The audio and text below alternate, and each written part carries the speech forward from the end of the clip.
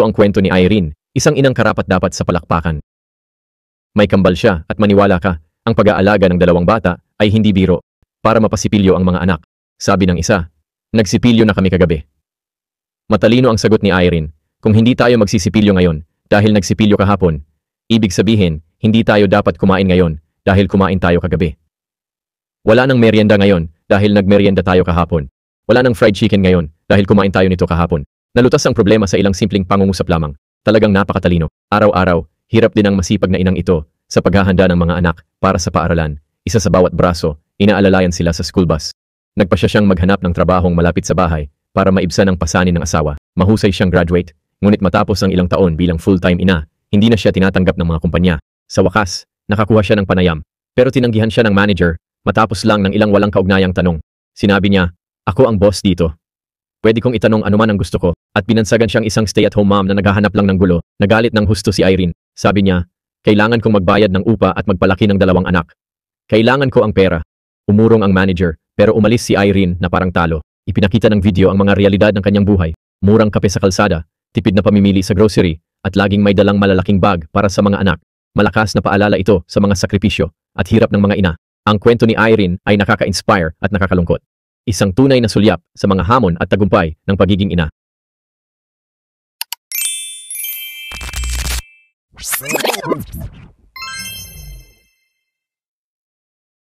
Siya ay isang stay-at-home mom, palaging napaka-independyente, hindi kailanman humihingi ng tulong o nagrereklamo. Pero ang asawa niya, sabihin na lang nating hindi siya gaanong nakakatulong. Isang gabi, umuwi siya sa bahay na magulo, may damit sa lahat ng dako, at natapakan ang laruan ng bata. Sumabog siya kay Irene, sinisisi ito sa kaguluhan. Ibinabato ang Amerikana sa sahig, humihiga sa sopa, nagtatapo ng medyas. Tapos kapag sinita siya, gagamitin ang dahilang pagod siya sa trabaho. Kumilos siya na parang nagpapahinga lang si Irene buong araw habang siya'y nagpapakahirap. Sa wakas, sumabog na si Irene. Inilahad niya ang lahat. Nagtatrabaho ako buong araw. Nagluluto, naglilinis, nag-aalaga ng bata. Wala akong kahit isang pahinga. May ideya ka ba kung gaano ito nakakapagod? Kawawa talaga si Irene. Talagang walang kaalam-alam ang asawa niya. Sawang-sawa na, nagpasya siyang umalis. Hindi man lang siya pinigilan ng asawa. Sa halip, inakusahan siyang matagal na itong binalak. Dapat ba nating palayasin ang lalaking ito? Kaya nasa daan si Irene dala ang maleta, biglang bumuhos ang ulan. Tumakbo siya sa bus shelter, walang cellphone, walang pera. Nalungkot siya nang umalis ang bus. Kinuha niya ang coat sa maleta, puro laruan ng bata. Mali ang bag na nakuha niya sa pagmamadali. May lumapit na lalaki, kinuha niya ang toy gun ng anak. Stalker kaya to? Muntik na niyang barilin ito. Bumagsak siya sa lupa, gumugulong. Nakakatawa nga. Kapitbahay pala niya si Kimbon, aksidente lang. Nakita niya ang wallet, sinabi umuwit alagaan ang mga bata. Tinulungan pa niya sa maleta.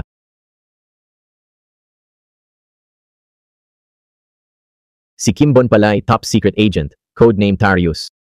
Tumakas sa organisasyon, nagtago sa kabilang kalye. Ang buhay niya, hindi kasing gulo ng sa babae. Maingat na tao si Kimbon. High-tech security ang buong apartment niya. Nag-alinlangan si Irene bago pumasok, pero malinis pala. Kahit ang kanyang mga damit ay dry-cleaned, natunaw ang galit niya, napalitan ng kontentong ngiti. Kailangan niya ang munting pagsabog na iyon. Pagod na pagod siya at nakatulog sa sofa. Kinabukasan, wala na ang kanyang asawa. May nakita siyang sulat. Pasensya na, mahal. Gamitin mo to pambili ng bagong damit. Labis ang tuwa ni Irene. Sa wakas, naintindihan na niya. Ngunit maikli lang ang kanilang kasiyahan. May malaking problema ang paparating.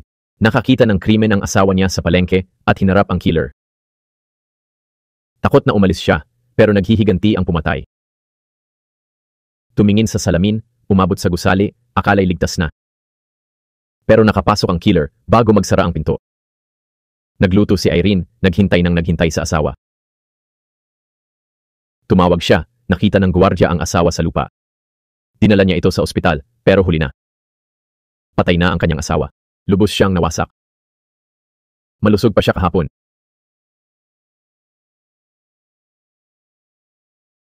Samantala, nag-uulat ang mamamatay tao sa kanyang boss, ang CEO na nag-interview kay Irene. Pinapadala ng CEO ang mamamatay tao sa ibang bansa. Ngunit may ibinunyag itong sorpresa. Isang saksi, inasikaso na niya ito. ibinigay niya sa CEO ang address ng saksi. Sa bahay, inaasikaso ni Irene ang libing ng asawa. Hinihiling sa kapitbahay na bantayan ang mga bata. Nawala ang atensyon ng kapitbahay saglit at doon sumalakay ang mamamatay tao. Dinukot ang mga bata. Tinawagan niya si Irene. Nawawala ang mga bata. Sinabi niyang tawagan ang pulis. Tumakas ang mamamatay tao kasama ang mga bata. Hindi alam ang susunod na hakbang. Kumilos ang mga tao sa gusali at nagsimula ang matinding paghahanap. 10 minuto na ang lumipas mula nang mawala ang mga bata sa parke. Bigla, may nakakitang saksi ng mga bata kasama ang lalaking nakaitim malapit sa parke. Lahat ay nagsisikap. Kumakalat ang mga larawan ng mamamatay tao. Malalaman ng mamamatay tao na nakapasok siya sa pugad ng mga galit na ina. Nakita niya ang 2 babaeng papalapit. Tapos isa pa, sinubukan niyang magpalit ng direksyon.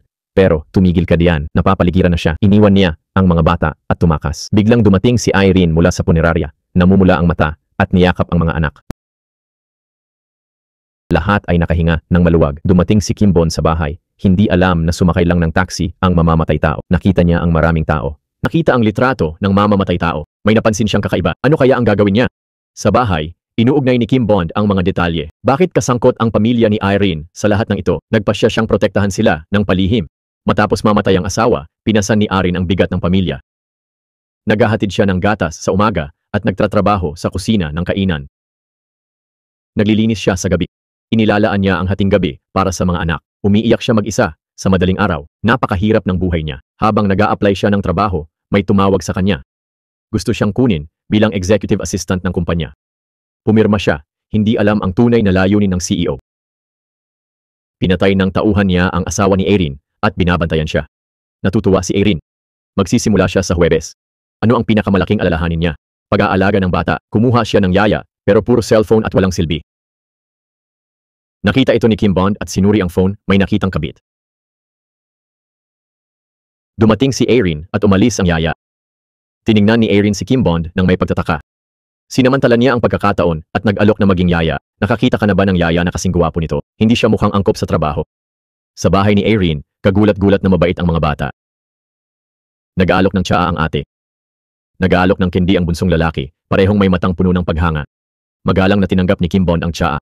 Tinanong ng bunsong lalaki kung bakit hindi niya kinuha ang candy. Nagdiri si Kim Bond sa maruming candy, pero kinuha para di madismaya ang bata. Pumasok si Irene habang nilulunok niya ito. Nagulat siya ng todo. Walang sino mang kumain ng kending iyon dati.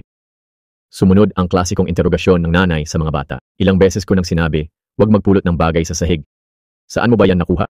Sa banyo. Sa higaan ng aso. Pinulot mo ba yan sa labas? Nasusuklam si Kim Bond. Halos masuka siya. Humingi ng paumanhin si Irene at tinanggihan ang alok niya. Hindi niya maintindihan bakit gusto niya ang trabahong ito. Sabi ni Kim Bond, kailangan niya ng pera at aalagaan niya ng mabuti ang mga bata. Nag-aalinlangan siya. Nag-aalok siya ng pagsubok na panahon. Matagumpay siyang nakapasok sa bahay nito. Ang mamamatay tao, nag-aalala malantad, gumagamit ng aparato para ispiyahan si Irene. Binigyan niya ang batang babae ng cute na sticker. Isang bug, pero mabait siya. Ibinigay ang stickers sa lahat ng kaklase. Walang silbi ang recording. Naghihinala ang killer na may kakaiba. Nakatanggap din si Kim Bond ng sticker.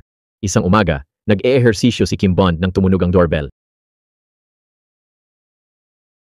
Kinuha niya ang baril, maingat na lumapit, at nakakita ng 3 estranghero.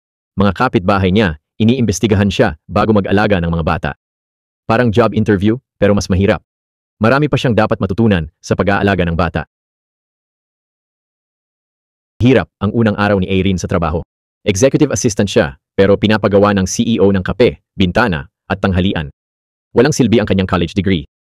Si Irene, single mom, inimbitahan sa sapilitang work party ng boss niya. Ayaw niyang sumama, pero siya ang bida, kaya kailangan. Para malutas ang problema sa pag-aalaga, tinawagan niya si Kim Bond. Magaling daw siya sa bata, o yun ang akala niya.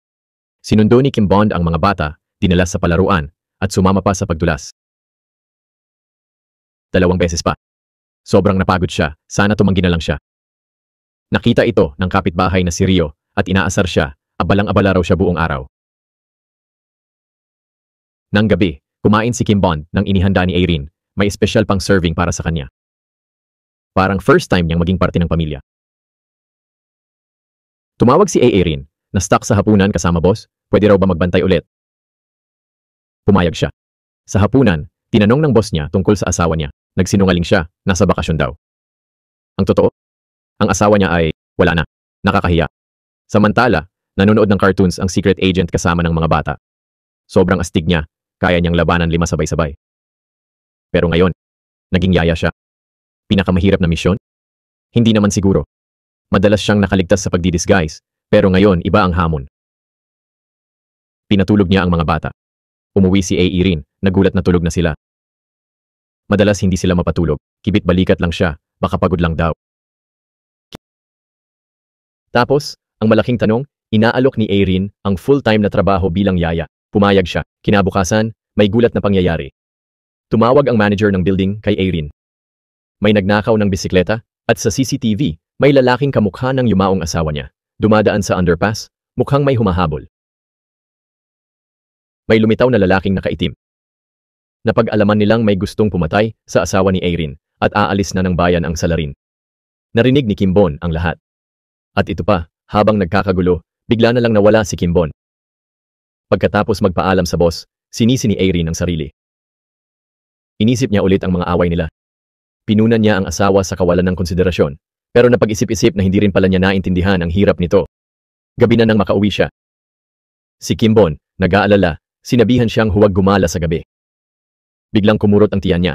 Hindi pa siya kumakain mula tanghalian. Namula ang mukha niya sa gutom.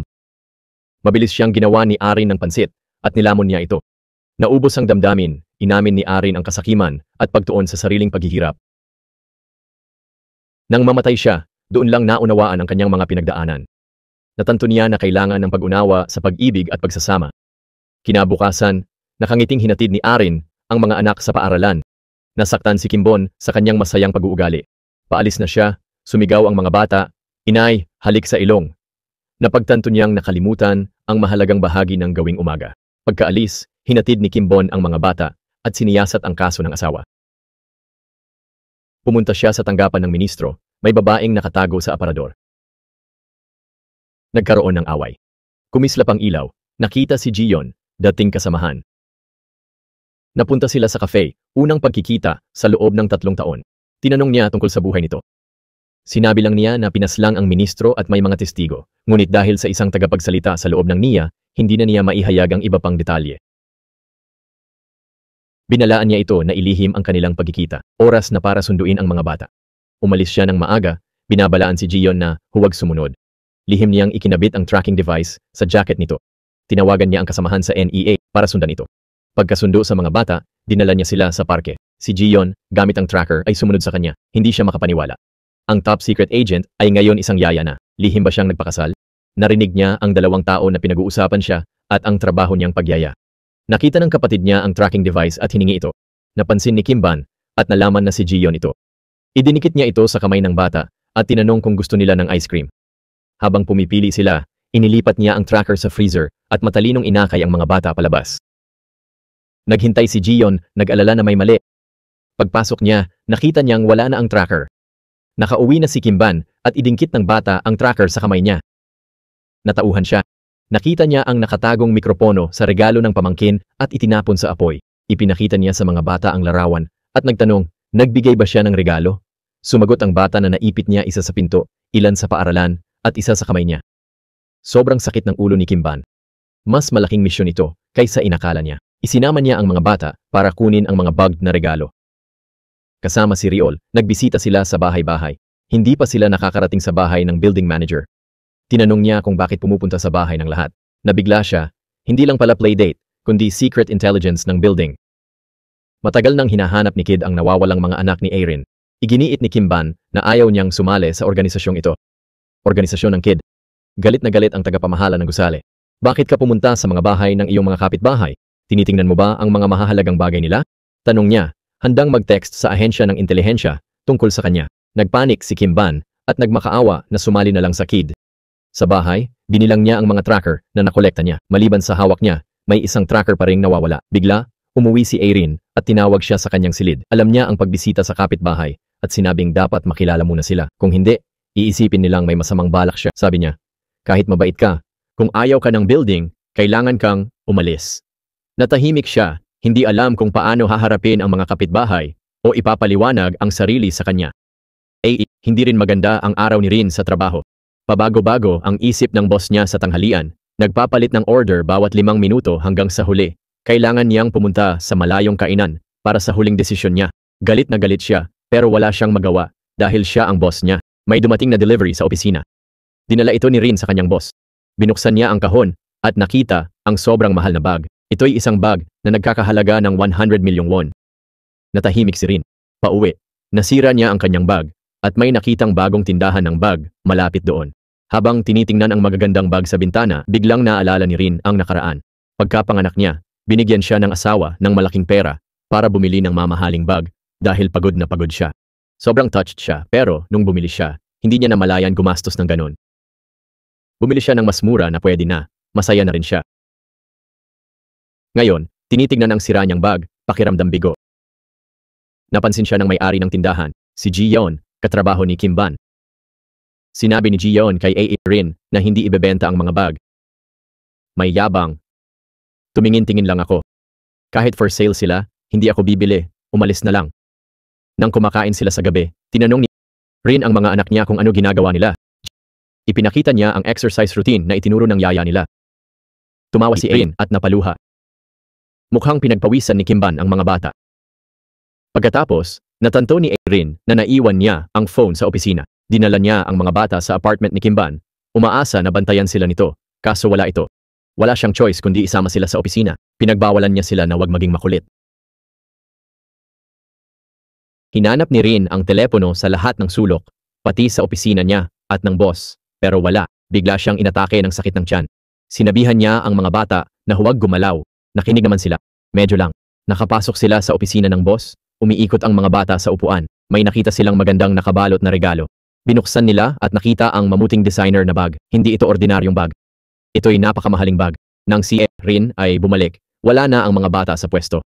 Nataranta siya at tumakbo sa opisina ng boss. Nakakita ng gulo. Ang mga bata, sa kalikutan, nilaro ang mamahaling bag at gumawa ng kalat. Gusto ni A.A. Rin linisin ito, pero mahirap ayusin ang ganoon kamahal na bag. Nang makita ang pagkabahala ng nanay, umiyak ang mga bata. Pumunta ang boss kay A.A. Rin para ibalik ang telepono niya. Kumatok siya, pero walang sumasagot. Si Kim Bon, pagkatapos mag-workout, ay nakasalubong ang boss sa harap ng elevator. Nagkatinginan sila nang malapit nang magsara ang pinto ng elevator. Tinanong ng boss tungkol kay A.A. Rin.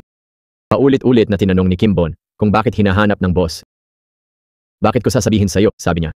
Tumutulong lang ako sa kapitbahay. Ibig mong sabihin, tagalinis ng bahay? Sagot ng boss. Ako ang yaya niya, yaya. Halatang hindi makapaniwala ang boss na yaya ang lalaking ito. Ipinaliwanag niyang galing siya sa kumpanya ni A.A. Rin at inilabas ang telepono. Bigla na lang naging malamig at hindi pala kaibigan si Kim Bon. At doon na natapos ang kanilang maikling pag-uusap. Samantala, si A.E. Rin ay hirap na hirap sa pagdala ng 2 anak pa uwi. Biglang lumitaw si Kim Bon, nagulat siya. Nang makitang nag-iisa si A.E.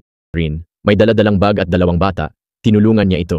Sa pintuan, ibinigay niya ang telepono at sinabing naroon ang boss. Natakot si A.E. Rin. Pumunta sa bahay ko ang boss ko. Hindi maintindihan ni Kim Bon ang takot niya. Ngunit ang boss na dumating sa bahay ng empleyado para ibalik ang telepono ay tila kakaiba. Agad tinawagan ni Rin ang kaibigan niyang eksperto sa mga bag. Nagulat ang eksperto nang makita ang sirang bag. Nagkakahalaga ito ng 100 milyong won. Sabi niya, marami na siyang nakitang mamahaling bag, pero ngayon lang siya nakakita ng ganito na walang label o sikat na logo. Ipinaliwanag ni Rin na gawa ito ng sikat na Italianong artisano. Tila may iniisip ang kaibigan habang sinusuri ang bag hanggang sa makahanap ng maliit na tag sa loob. Hiniling niya kay A.E. Rin na kunan ng larawan ang tag sa kahon. May kaibigan siyang nagtitinda ng leather bags sa Italy na makakatulong na alamin pa ang tungkol dito. Antig si Rin, pero malapit nang bumigay sa kaba sa pagharap sa boss. Kinabukasan, binuksan ng boss ang kahon. Napakalaking sorpresa ito. Lubos na humingi ng tawad si Rin. Pero di nag-alala ang boss sa bayad o presyo. Galit na galit siya at tinanggal si Rin nang walang imik. Pagkatapos matanggal, pumunta si Rin sa real estate agency. Balak niyang ibenta ang bahay para sa bag. Pero sabi ng ahente, mawawalan siya ng 30 milyong won kung madalian. Para sa single mom na si Rin, malaking halaga ang 30 milyon. Bumuntong hininga siya paglabas nang masalubong si Kim Ban. Tinanong niya kung bakit nandoon si Rin sa oras ng trabaho at kung ibebenta ba ang bahay. Hindi na makapagtago, ikinuwento ni Rin ang lahat sa kanya. Sinabi niya kung gaano kabait sa kanya ang kambal niya. Dahil sa mortgage, pagkabayad, mahigit 200 milyong won na lang matitira. Pagkabayad sa bag, Kakaunti na lang ang matitira sa kanya. Pinagsisihan ni Irene na nagtrabaho siya sa kumpanyang iyon. Nang itanong ni Kimban ang pangalan ng kumpanya, may naalala siya. Nag-imbestiga siya ng kaso ng pagpatay na humantong sa parehong kumpanya. Hindi niya maalis ang pakiramdam na may kakaiba. Pagkatapos makipagkita kay Kimban, nagreklamo si Irene sa kapitbahay niya. Hindi niya alam ang presyo ng bag sa import at ayaw sabihin ng boss. Ang kakaiba lang na napansin niya ay ang bawal na silid sa opisina na hindi pwede sa ibang tao. Baka may ebidensya roon. Siguro dapat niyang subukang pumasok ng patago. Bumalik si Irene sa opisina sa lihim na silid. May combination lock ito. Parang may naalala. Kinuha ni Irene ang kanyang makeup compact at dahan-dahang tinapik sa keypad. Sa lock, nakita niyang 3 numero ang mas mapusyaw kaysa sa iba. Naisip niya na may mga numerong inuulit. Nagsimula siyang maglista ng posibleng kombinasyon at subukan isa-isa. Pagkatapos ng lahat ng pagsisikap, sa wakas ay bumukas ang pinto. Pumasok si Irene na bigla sa dami ng mga mamahaling bag. Napansin niya ang mga English na brand sa istante. Nagpasiklab ng kanyang kuryosidad. Kumuha siya ng isang bag. May kakaibang numero sa loob ng tag. Ang mga numerong ito ay lubos na naiiba sa mga nasa kanyang nasirang bag. Kinunan niya ng larawan ang mga numero at ipinasok sa Excel, ngunit walang nakitang pattern. Lubos siyang nalito. Samantala, hinahanap ni Kimbon si Jiyon sa tindahan ng handbag. Binigyan niya ito ng larawan ng killer at impormasyon tungkol sa kumpanya ni Irene. Pumunta sila sa bahay ng bagong pinuno ng seguridad para magmasid. Nakakagulat, nakita nila ang boss ni Irene doon, may hawak na handbag. Naalala ni Kimbon na umiyak si Irene dahil kailangang bayaran ang sirang bag. Bigla niyang naintindihan na front lang pala ang kumpanya para sa panunuhol. Labis siyang nag-aalala para kay Irene. Sinabihan niya si Jiyon na magbantay at tinawagan si Irene. Pinaalis agad sa kumpanya. Malapit na raw siya. Nabigla si Irene. Nakakita lang siya ng ebidensya. Sabi ni Kimbon, "Magkita tayo, namimiss kita. Pumunta ka rito, ngayon din."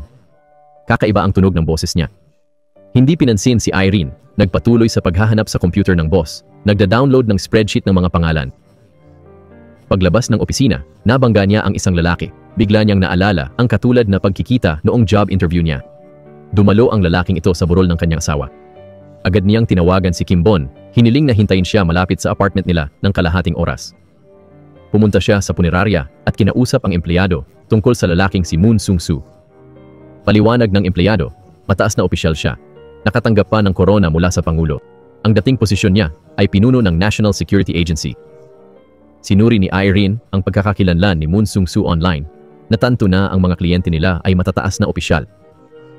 Pinag-isipan niya ang kahulugan ng mga numero sa mga handbag. May kaugnayan kaya ito sa pera? Tinawagan niya si Kimbon, sabik na inihayag ang malaking natuklasan.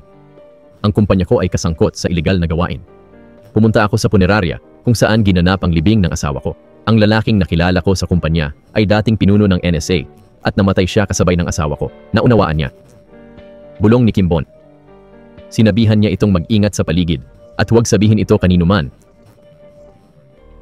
Tumawag ng taxi at pumunta ka rito agad. Kinabahan siya sa pag-uudyok nito. Ibinaba ang tawag, tinawagan si Jiyon, tapos si Irene para itanong kung umalis na. Bigla, may itim na kotse ang huminto sa harap ni Irene. "Ano bang gusto mo?" Sigaw niya habang sa pilitan siyang isinakay ng mga kidnapper sa gitna ng kalsada. Mabuti na lang, naka-on pa rin ang telepono niya. Alam ni Kimbon na nasa panganib si Irene. Tumakbo sa lihim na base. Nagsuot ng itim na gear. Kumuha ng armas. Sumakay sa mabilis na motor. At umalis. Nakabalik na ang bayani. Lumabas na handa na pala siya para dito. May tracking device na nakatago sa bag ni Erin. Nagmamadali siyang hanapin si Erin. Dinala si Erin sa bodega. Itinali. Desperadong tumakas. Pero wala itong silbi. Masyadong mahigpit ang lubid. Kinain siya ng takot. Ano kaya ang mangyayari sa mga anak niya? Biglang may nagbukas ng pinto at lumapit. Ang boss niya pala yon. Tinanggal niya ang gag sa bibig ni Erin. "Nagulat ka ba?" Tanong niya. Nagkunwari si Erin. Tinanong anong mali niyang nagawa. Kumuha siya ng upuan. "Mga babae tulad mo'y tanga. Di alam ang lugar." Sabi niya nang may pang-uuyam. Nang pumasok si Erin, inalarma siya ng sistema. Pinapanood na pala niya ang lahat. Takot na nagpaliwanag si Irene tungkol sa bag.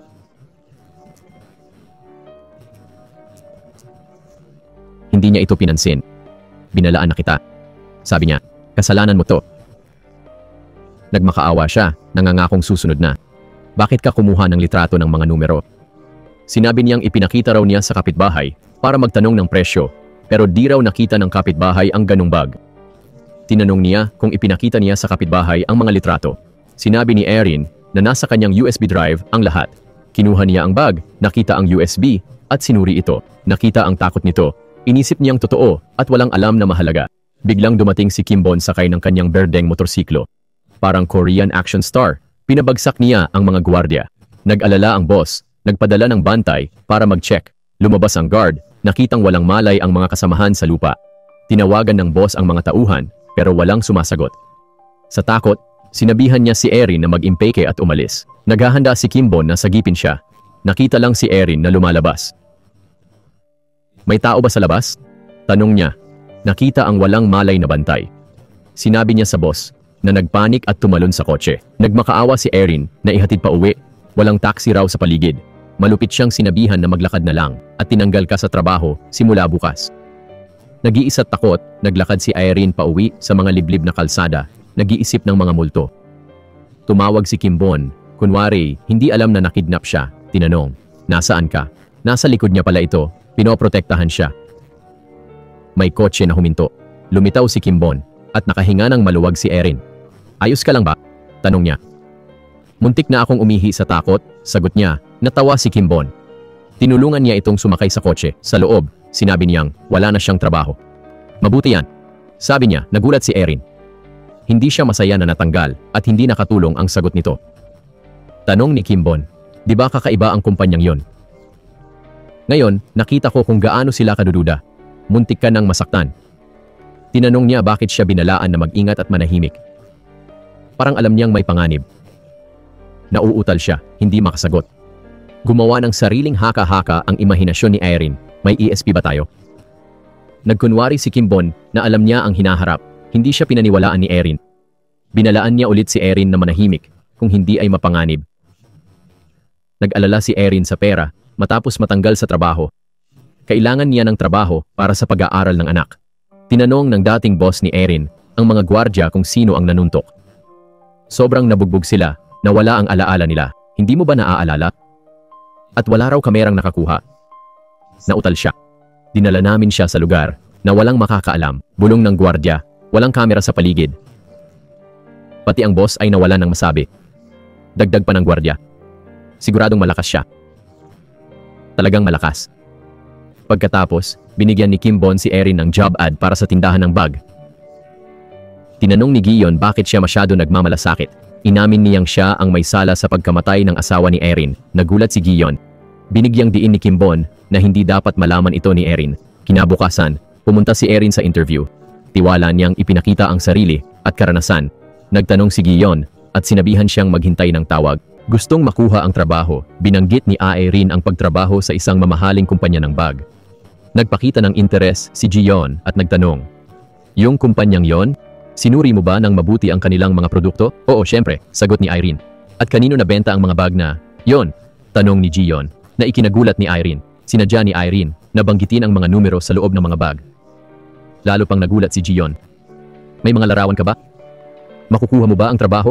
Matalino si Erin na nagkunwaring may ibang interview, nagbanta na lilipat kung di siya tanggapin. Sa susunod na linggo ka magsisimula. Bago ipakita ang larawan, tinanong niya ang insurance bago umupo. Nakita ang interes ni Gion, matapang na sabi ni Erin, pirmahan na natin ang kontrata. May alam pa akong ibang numero. Samantala, nakikipaglaro si Kimbom sa mga bata. Masayang sinabi ni Erin na nakuha niya ang trabaho. Para mag-celebrate, dinala niya sila sa fast food. Nagustuhan ito ng mga bata. Inaalagaan niya silang mabuti. Pagkatapos, pumunta sila sa supermarket. Alam na mahilig sa gatas ang mga bata, kaya nagdagdag si Kimbom ng ilang karton sa kariton. Nagpasalamat si Erin sa tulong niya at binilhan siya ng isang bote ng alak. Nakakita ang mga bata ng fish tank at nagmakaawa sa nanay na bilhan sila ng isda. Sabi ni Erin, kailangan bilhin ang buong tangke at wala silang mapaglalagyan nito. Suhestyon ng anak na babae na ilagay sa kama para matulog sila kasama ng mga isda. Tumanggi si Erin pero ayaw pa ring bumitaw ng anak niya. Umupo sila sa sahig at nagprotesta. Muntik na niyang balewalain, pero di nakatiis si Kimbom na makitang malungkot ang mga bata, kaya binili niya ang tangke. Nailang si Erin nang makitang sobrang saya ng kanyang mga anak. Sinabi niyang, wag silang spoilin, pero sabi niya, gusto rin niya ng fish tank. Lihim siyang nahuhulog kay Erin at sa mga bata, pero nagpanggap na kulang. Pinuri niya ang malinis at minimalist na bahay nito. Hindi niya alam ang isasagot habang malayang naglibot si Erin sa apartment niya. Pagpasok sa kusina, lalo pang nagulat si Erin. Tanong niya, madalas ka bang magluto? Minsan lang, sagot ni Kimbom. Biglang nagsigawan ang mga bata. Ang linis ng bahay ni Tito. Pinatatahimik sila ni Irene, pero tuloy pa rin sila sa pagtakbo sa buong apartment. Tahimik lang na nanood si Kimbom, may banayad ng ngiti sa kanyang mga labi. Ang dating tahimik na bahay ay ngayoy puno ng buhay at ingay. Pagkaalis nila, nakatitig siya sa aquarium. Iniisip ang pagbabago ng buhay niya bilang yaya. Kinabukasan, nagsimula na si Irene sa kanyang bagong trabaho. Masigla niyang binati si Duwu, pero tumingin ito sa relo at kumunot-no. Maaga ka ng 5 minuto, sabi niya ng malamig. Sa susunod, dumating ka sa tamang oras. Nagulat si Irene. Ito ang pinakakakaibang manager na nakilala niya. Kumuha siya ng basahan at sinabing, maglilinis muna siya dahil maaga. May pumasok na customer. Masayang binati ito ni Irene, pero pumagitna si Duwu. 10:00 pa kami magbubukas. Pakibalik na lang mamaya. Ipinakita agad ni Irene ang isang bag sa customer. Hinihikayat itong subukan. Pagod na siya. Kumikita pa ba ang tindahang ito? Tanong niya sa sarili. Pagkaalis ng customer, inayos niya ang mga bag, huminga ng malalim. Kakaunti lang ang staff, bulong niya, napansing siya lang ang salesperson. Mas tahimik naman ito, sabi ni Duwu. Basta't iniisip natin ang kita ng kumpanya, ayos lang. Kung malugi ang tindahan, di tayo babayaran ng may-ari. Natawa siya. Masyado kang nag-aalala, dagdag pa niya. Samantala, nakipagkita si Gion sa pinuno ng NIA. Binigyan niya ito ng impormasyon tungkol kay Irene, asawa ng saksi. Nagalit siya. Bakit impormasyon ng asawa, hindi ng saksi ang ibinigay mo? Tanong niya. Paliwanag ni Gion, patay na ang saksi, gusto niyang imbestigahan si Irene. Tumango siya, binigyang diin ang pagiging lihim. Bumalik ang boss ni Irene sa opisina, nakakita ng notebook na naiwan niya. Nakalista roon ang lahat ng kanyang mga gusto. Humanga siya sa pagiging maasikaso nito. Pagkatapos ng trabaho, kinausap niya si Irene, tinanong kung ligtas na nakauwi. Ngumiti ito ng pilit, nagpasalamat sa kanya. Pinuri niya ito. Kung na-strand ka sa isla, siguradong lalangoy ka pabalik. Namula si Irene sa papuri niya. Inalok niya ang dating trabaho, pero tumanggi ito. May trabaho na. Nirerepaso ng team ni Kimban ang investigasyon ng tumunog ang sirena. Nalilitong nakatitig sila sa monitor habang ang mga kapitbahay ni Irene ay lumusob sa kanilang lihim na base ni Nia. Ang mga kapitbahay ay nagpahayag. May kakaiba sa fashion store na, yan, lagi itong walang laman. Inanyayahan sila ni Irene na tumulong sa isang bagay. Binigyan ng manager ng gusali si Irene ng stylish na bag at tinulungan siyang mag-pose. Professional silang nag-set up ng reflective paper para sa mas magandang shots. Nagulat ang team ni Kimbon. Ano ba ang ginagawa nila? Mukhang fashion shoot. Gusto rin ng manager ng larawan, tiwala na ang post niya ay makaakit ng customers. Pagkatapos, nag-post sila ng mga larawan online, aktibong nag-market ng tindahan. Napakaswerte ni Irene na may mga masigasig na kapitbahay. Kinabukasan, dumagsa ang mga customer sa tindahan. Abala si Irene, pero mukhang malungkot ang ilang customer. May bumulong, bakit siya sobrang sigasig? Umupo si Kimbon sa bench, pinagmamasdan ang tindahan. Namangha siya sa dedikasyon ni Irene at lubos na humanga. Umuwi siya para alagaan ang kambal na nabighani sa mga isda. Nagtalo sila sa mga pangalan, natigil sa huli at humingi ng tulong kay Kimbon. Kahit ang mabilis mag-isip na ahente tulad niya ay hindi makaisip ng pangalan, iminungkahi ng babae ang Tito na gumagana rin sa Ingles. Bigla siyang nakatanggap ng text mula kay Gion. Kahanga-hanga si Irene na ibenta lahat ng bag sa isang araw lang. Napatawa siya. Tinanong ng mga bata kung bakit siya tumatawa. Tanong niya, ano ang pinakamahusay na nagagawa ng nanay niyo?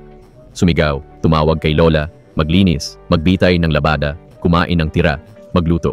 Sabay-sabay silang sumagot. Hindi niya alam kung tatawa o iiyak.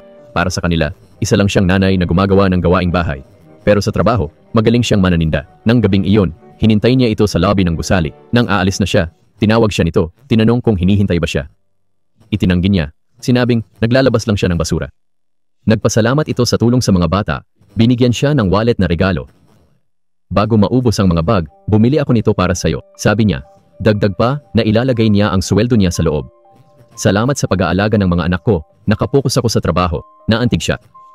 Kinaumagahan, habang nagche-check ng intel si Kimbon, nalaman niyang si Irene ang susunod na target. Nagmadali siya sa bus stop, nakahinga ng maluwag nang makita si Irene kasama ang ibang nanay. Pero nang ibabaw ang kanyang instinto, may nakita siyang kislap ng ilaw sa kalapit na gusali. Napansin niya ang posibleng mamamatay tao sa mataas na palapag. Biglang pumasok sa isip niya ang alaala ng pinaslang niyang kasintahan. Tumalon siya, pasulong at niyakap ang grupo. Nagulat ang lahat. Tumingin siya ulit sa pinagmulan ng ilaw. Isang nanay na nagme-makeup. Nanlaki ang mga mata ni Erin sa pagkalito. Nang makitang nakatayo pa rin siya, kumawala si Erin. Tinanong ng mga kapitbahay ang nangyari. Pinuri ang kanyang pagiging bayani sa pagligtas sa kasintahan. Sandali.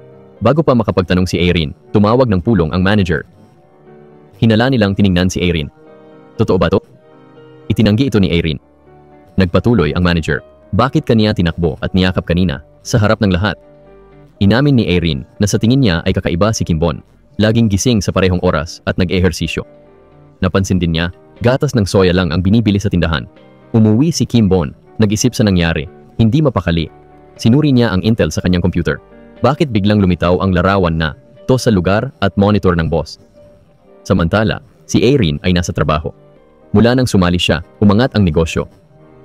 Nagdagdag ng bagong items, pinuri ang kasanayan ni Erin sa benta. Ipinagmalaki niya, pero trabaho lang, tumutulong sa may-ari at sarili. Di niya alam na hindi pala bag ang talagang ibinibenta nila. Habang nag-aayos ng bag, nakatrigger siya ng hidden mechanism. Pag-adjust sa larawan, pinigilan siya ni Do-woo, binigyan ng ibang gawain. Tinawag ni Ji-yeon si Erin. Tanong niya, may nakita ka bang ibang number sequences sa dating trabaho? Sagot ni Erin, nakita ko lang, di ko sinabing memorize ko. Hindi lubos na walang katuturan ang kanyang paliwanag. Tinanong niya si Ji-yeon kung bakit gusto niya ang mga numero. Sabi ni Ji-yeon, hobby niya raw, mahilig siya sa numerology. Pagkatapos, pinapunta niya si Erin para kumuha ng tanghalian. Hindi pa nagtatagal si Erin, dumating ang dating boss niya. Nakita siya ng mga kapitbahay ni Erin at nagchismisan. Nakakita ka na ba ng ganito kapilit na boss? Nagulat si Ji-yeon nang makita siya. Agad niyang kinontak si Kimban. May kapitbahay na kunwaring tumitingin sa mga bag habang naguulat sa chat ng buong gusali. Natanggap ni Irene ang mga mensahe, bumaba ang panga. Bumalik si Kimban sa base para bantayan ang sitwasyon. Sinabi ni Ji-yeon na wala si Irene. Kumilos ang boss na parang may-ari, umupo sa sofa. Tinanong niya si Ji-yeon tungkol sa sweldo at pinagkukunan ng mga bag. Sinabi ni Ji-yeon na lihim ng negosyo ito. Hinala niya may napansin sa kumpanya niya at nandito para mag-imbestiga. Tinanong niya ang pangalan ng tindahan, lalo pang ikinagulat ni Ji-yeon. Ayaw niyang malaman ng iba na sinusuyo niya si Irene. Tinawag niya si Do-woo. May bonus ba kayo sa pagbebenta ng bag? Ipakete mo na lahat para sa akin. Bibilhin ko na lahat. Ipinahayag niya. Nagulat siya sa biglang malaking order. May kapitbahay na nag-text sa group chat. Bumalik si Irene at dinala ang dating boss sa cafe. Tanong niya, bakit gusto mong bilhin lahat ng bag? Sabi niya, nag-aalala lang daw siya sa dating empleyado at gusto itong kumita ng ekstrang pera, lalo pang lumakas ang hinala niya. May mga tanong din si Kimban. Nagpulong siya at ang kanyang team para suriin ang kilos ng dating boss. Mukhang di niya alam na espiya sila, baka gusto lang niyang lapitan si Irene. Samantala, may pulong ang lihim na surveillance network ng kapitbahayan. Tingin nila, type ng boss si Irene, base sa biglaan niyang pagbili ng lahat ng stock. Kumaway si Irene paalis, pero inanyayahan siya ng boss sa kotse nito. Bakit naman ako sasakay sa kotse mo? Di ko alam ang kakainin ko sa tanghalian. Paliwanag niya, nagmaneho siya para lang magtanong sa dating sekretarya. Inaalok niya ng ilang bag na binili. Sabi niya sobra-sobra raw kasi. Bigla namang dumating si Kimban at niyaya si Irene mag-lunch. Sumali ang boss. Pumayag si Kimban kahit di pa sumasagot si Irene. Sa tanghalian, subtly tinanong ni Kimban ang motibo ng boss. Pero sinabi nito na, chine-check lang ang bagong trabaho ni Irene. Nagulat na tinanggihan niya ang alok. Matatag na sinabi ni Irene na hindi na siya babalik. Pagkatapos ay nag-alok siya ng pagkain kay Kimban. Nagreklamo ang boss na hindi siya pinapansin. Mabilis na inilayo ni Kimban ang pagkain, pinigilan si Irene magsilbi, at mahusay na hinati ang pagkain gamit ang kutsilyo. Bumilib ang boss at bulalas niya. Kita ko bakit ikaw ang yaya, napaka-professional mo. Sinamantala ni Kimban ang pagkakataon, sinabi pwede siyang higit pa sa yaya, at nag-apply sa dating posisyon ni Irene. Nagtaka ang boss sa balak ni Kimban, at napansin nito na may ibang plano ang boss. Si Irene lang ang nag-alala na mawawalan siya ng magaling na yaya. Pauwi, inutusan ng boss ang driver na imbestigahan si Kimban. Nang gabing iyon, pagod sa pag-aasikaso ng kambal, bumagsak si Kimban sa sofa. Pumasok ang bunso niyang anak, sumisigaw. Kakaiba ang kilos ng mga ate. Natagpuan nila ang nakatatandang anak na pawisan at nasasaktan. Ano ang problema? Itinuro niya ang tiyan, umiiyak. Sobrang sakit ng tiyan ko. Appendicitis. Isinugod sila sa ospital, bitbit ang dalawang bata, nabangga si Irene. Tumakbo ang bunso sa nanay niya. Hindi makapagsalita, Sumugod sa ospital, si Irene nag-aalalang sumunod. Pagkatapos ng pagsusuri, nakahinga sila ng maluwag. May itinuro ang doktor sa ultrasound. Ano ito? Dumi pala. Sabi niya, walang pagdadamdam. Nangyayari yan. Dalhin mo siya sa banyo. Pinayuhang bantayan ang kinakain nito. Ang nahihiyang bata ay gustong maglaho. Siya'y magalang, labis na nagpasalamat sa doktor. Maya-maya, pinasalamatan ni Irene si Kimban. Tanong niya, napagod ka ba? Umiling siya. Nabigo siya. Bakit lagi mong sinasabi, ayos lang ako, pwede kang maging tapat. Ang pagod ay pagod. Ang lungkot ay lungkot. Ang hindi komportable ay hindi komportable. Paliwanag niya, ganyan na talaga ako noon pa. Sanay na akong mapagod. Binalaan siya tungkol sa dating boss, kahit mabait, ginapos siya nito. Pinatahimik niya ito, pero di niya gaanong kilala si Kimban. Lubos ang tiwala niya rito, mukhang hindi siya sinungaling. Samantala, naramdaman ni Ji Yeon na may sumusunod.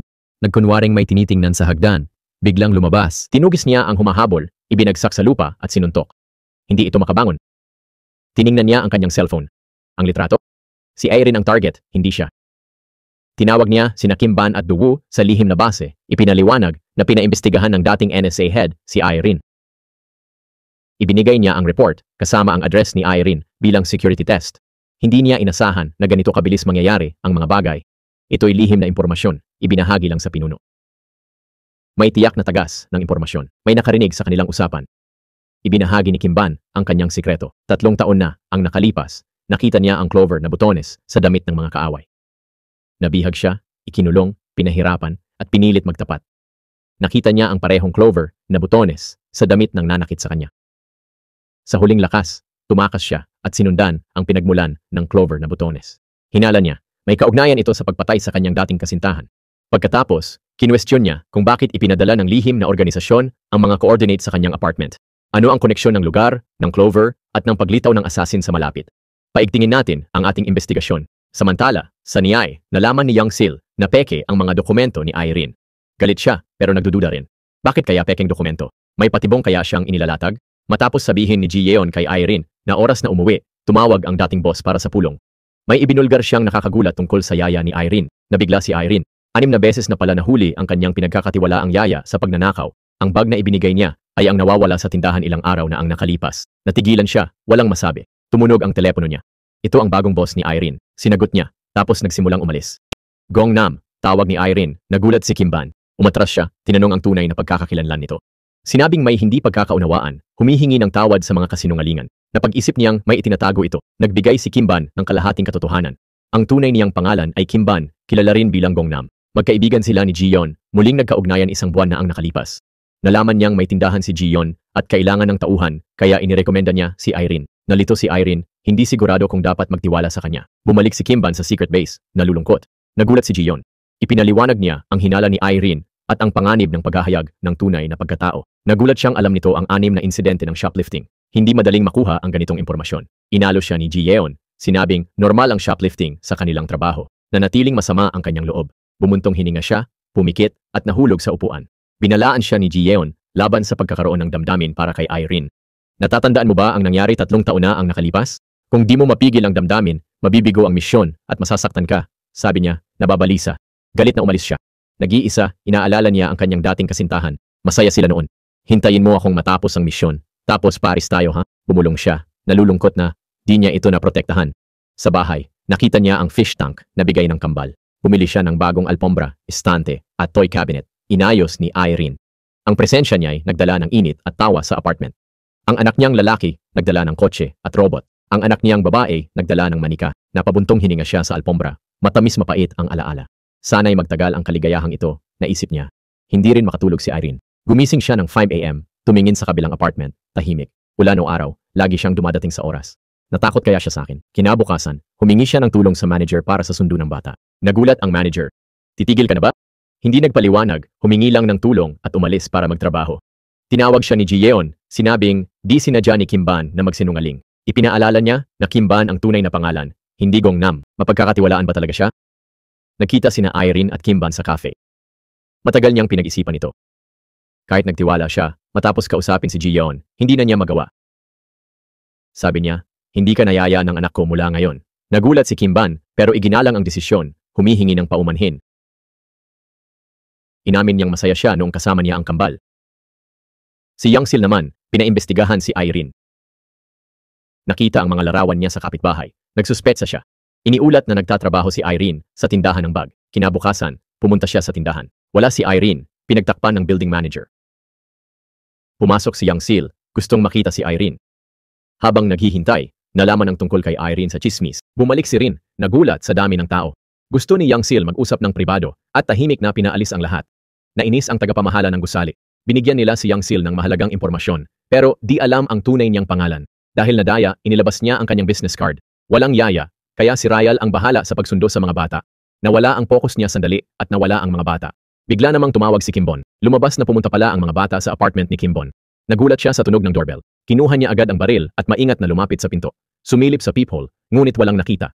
Nalito, kumatok ulit ang kambal, sumisigaw, "Tito, Tito, buksan ang pinto." Nakita silang masayang kumakain ng ice cream. Sinabi ni Kimbon na di na sila masusundo. Tinanong nila kung bakit. Umihi ba sila sa pantalon? Masyadong maingay ba sila? Humingi ba sila ng sobrang ice cream? Mahinahon niyang sinabing hindi, di na maipaliwanag pa. Nakakalungkot, binigyan nila siya ng larawan ng isang gwapong lalaki, may pangalan sa likod. Tumango si Kimbon at ngumiti sila ng maluwang. Dumating si Rayal sa bahay ni Kimbon, nagulat sa dami ng laruan ng bata.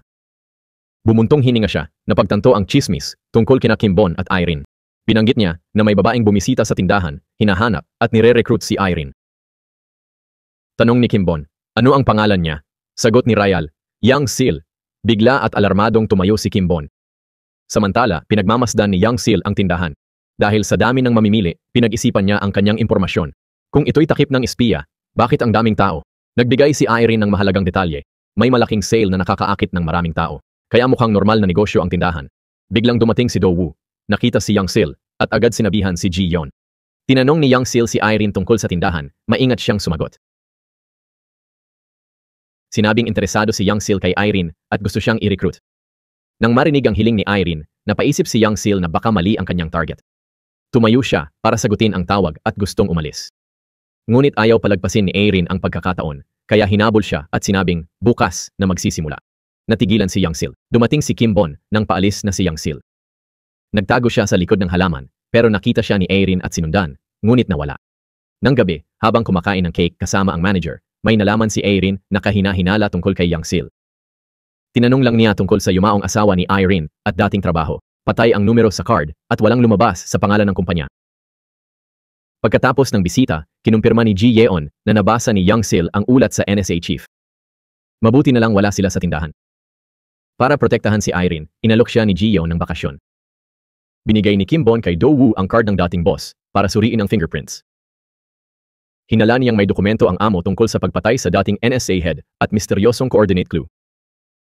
Hinala rin niya na gumagamit ng peking pagkakakilanlan ang amo tulad niya. Kinaumagahan, may nakita si Irene na sulat sa tindahan. Ang singil sa kuryente, 2.5 milyong won, parang hipo na gumagamit ng kuryente ng tindahan. Para mag-imbestiga, sinimulan ni Irene ang pagsubaybay sa manager. Naglagay siya ng glow powder sa pinto at maingat na inilagay ang papel na may marka sa pintuan. Nang pumasok ang manager at Do Woo, hindi na apektuhan ang papel, nagpapahiwatig na hindi sila umalis. Patay ang ilaw, kaya hinala niyang may tagong espasyo at nagbukas ng pinto para siya sa atin. May tumunog na alarma sa basement, nag-alerto sa 3 tao na nagmo-monitor ng footage. Nakita nila si Irene na pumasok, pumunta sa main switch at pinatay ang kuryente. Nagdilim ang basement. Habang hindi sigurado ang koponan sa ibaba, ginamit ni Irene ang bakas ng manager para sa larawan sa pader. Sa pag-alala sa sinabi ni Do Woo tungkol sa pasilyo, hirap siyang ipihit ang larawan, nabunyag ang tagong hagdan. Natakot siya habang bumababa sa kadiliman. Nang bumalik ang kuryente, nakita ng team si Irene na muling lumitaw, nababagabag sa kanyang natuklasan. Tumakbo si Kimbon, niyakap siya, tinakpan ang mata, at sininyasan sina Ji Yeon at Do Woo na itago ang mga dokumento. Pagkatapos, inilabas niya ito para mag-usap. Hindi alam paano magpaliwanag, napanatag siya nang sabihin ni Irene na hindi pala siya masama. Inamin niyang harap lang ang tindahan para sa lihim na operasyon at hiniling na itago ang sikreto. Nasagot ang mga tanong niya. Kinuha siya ni Ji Yeon dahil nagtrabaho sa kahina-hinalang boss, kaya pinrotektahan siya ni Kimbon. Inamin niyang estratehiya ang pag-aalaga noon, pero talagang naging malapit siya sa mga bata. Gusto niyang manatili, pero tumanggi si Kimbon dahil sa panganib. Kinabukasan, hiniling ni Ji Yeon kay Irene na bumalik. Inilantad ang kumpanya ng ex-boss na naghuhugas ng pera para sa suhol at inalok si Irene ng trabaho bilang impormante. Nang gabing iyon, Nag-text si Irene kay Kimban para magpaturo ng pagmamaneho. Nakakagulat ang kanyang talento. Halos ika-atake sa puso ng pinakamahusay na espiya ng Korea. Kumuha siya ng ice cream para kumalma. Bakit gusto mong matutong magmaneho? Binanggit ni Irene ang alok ni Ji Ayon na maging impormante. Galit na tinawagan ni Kimban si Jiyon para magreklamo. Napansin ni Irene na siya ang pinaka-stressed. Huwag kang mag-alala, poprotektahan kita. Sabi niya na nagpainit sa puso ni Kimban. Bumalik siya sa tungkulin bilang yaya habang nagsimula si Irene sa bagong trabaho bilang impormante. Pero magtatagal kaya ang kanilang katahimikan? Nang gabing iyon, may anino ang sumunod kay Irene. Nang makaramdam ng panganib, tumakbo siya sa tindahan at tinawagan si Kimban. Isa lang palang pagsubok. Samantala, nakakuha ang ex-boss ng impormasyon tungkol kay Ji Yeon sa Daewoo.